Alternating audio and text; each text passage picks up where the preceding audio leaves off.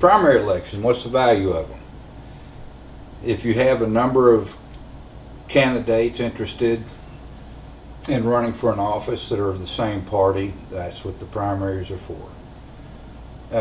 It will make the incumbent put his game face on, and the challengers will need to speak well to the voters and try to inspire and energize them for their support. Both of those to me are good things. You know, if the incumbent has to step up and really earn the vote, that's good. If they feel like that seat's theirs just 'cause, that's not good. So there's the value of a primary election. Another thing is whichever party in a Republican primary election, a Republican is going to win. So it's not a bad thing. Okay, so questions I've been receiving about primarying John Carter. Those are fair questions. My level of satisfaction with John. Well, I'm not going to bang on John, but I will explain where he and I agree and disagree on certain things. Certainly John's support and commitment to our military, man, I'm right there shoulder to shoulder with him. That kind of support is what has to happen for our men and women in service. The support and commitment to our veterans, you betcha. Every benefit they have earned through their service, man, I'm right there. I'm gonna really go to bat for the veterans.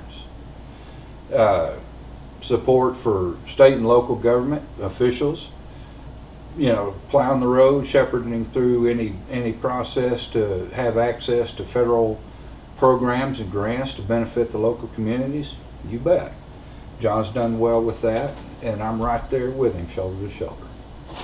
Now, where John and I may stand apart is on these rogue judges. You know, John was a judge, and he did a interview with the Temple Daily Telegram back July 6th, where he states, this is after a Supreme Court decision that went against our president, John won't second guess the judges. Well, I will. To me, rogue judges is a big problem, and it's a big issue I'm running on, is initiatives to correct that problem with these activist judges. Career politicians. I think career politicians are a big problem in this country. John's running for his 10th term. So on those issues, John and I definitely stand apart. Issues that I'm unsure of, where John's convictions are, and I've been paying attention, immigration. You know, John's commitment to solving this immigration problem.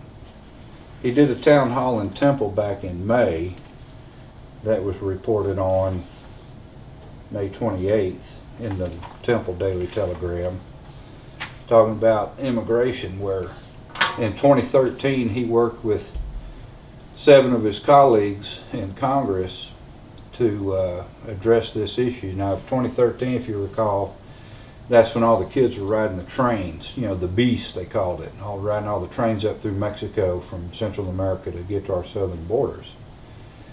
And John telling the folks at the town hall that he and these group of folks, they met in secret for several years, and they came up with a bill that would have prevented many of today's issues, he's quoted as saying. Had a bill that would fix everything, but they couldn't sell it to leadership. Okay, if it was such a darn good idea in 2013,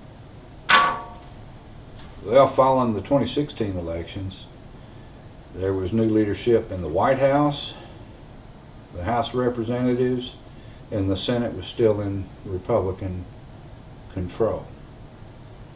So if it was such a good solution in 2013, it should have been good when the Republicans had control of everything in 2017.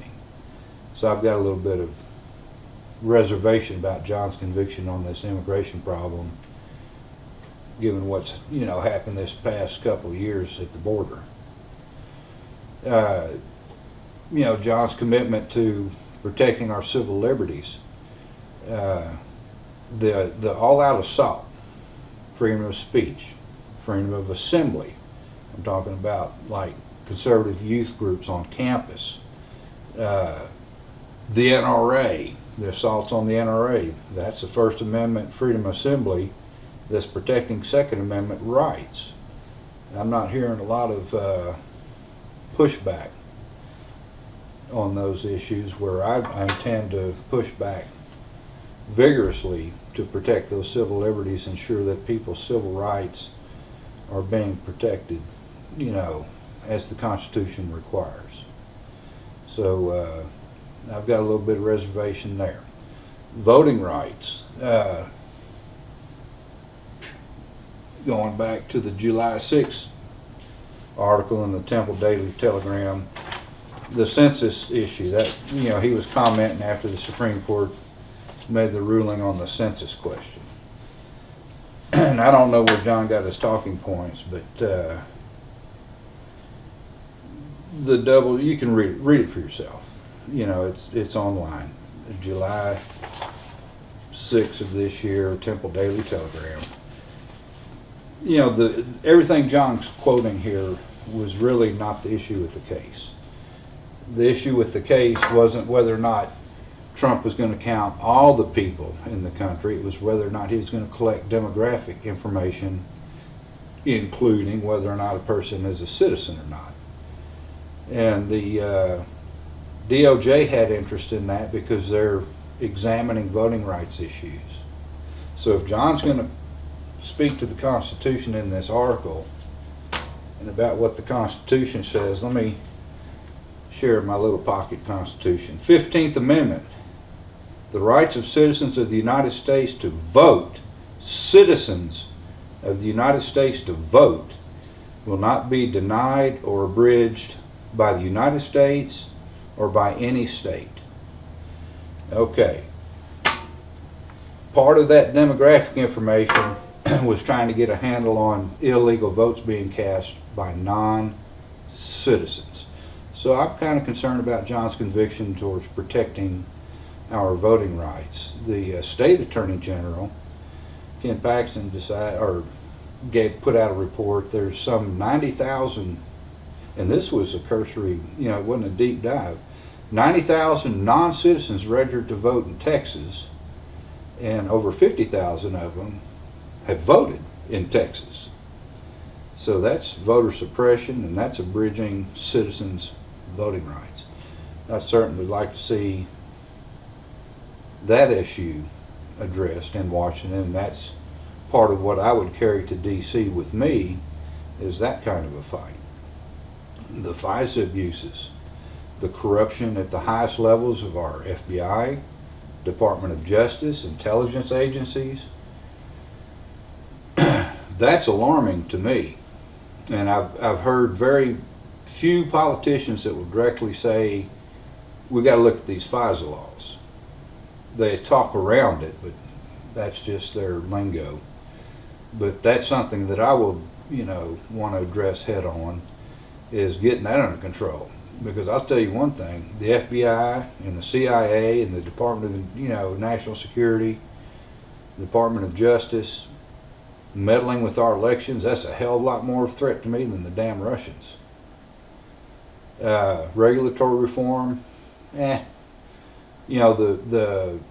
Republicans are nibbling around the edges at that, but I'd like to see bigger bites taken. I don't know how much John supports that.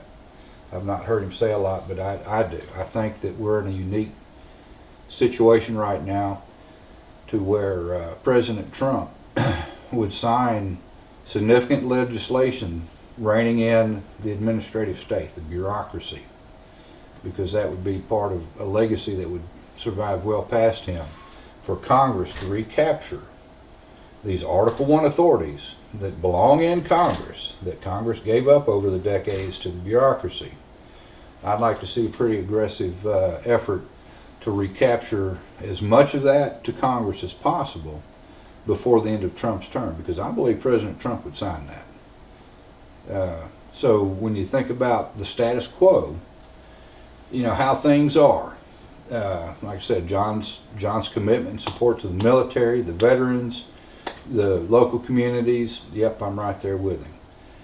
But the status quo on these other issues, the rogue judges, career politicians, civil liberties, voting rights, the status quo to me on those issues are totally unsatisfactory.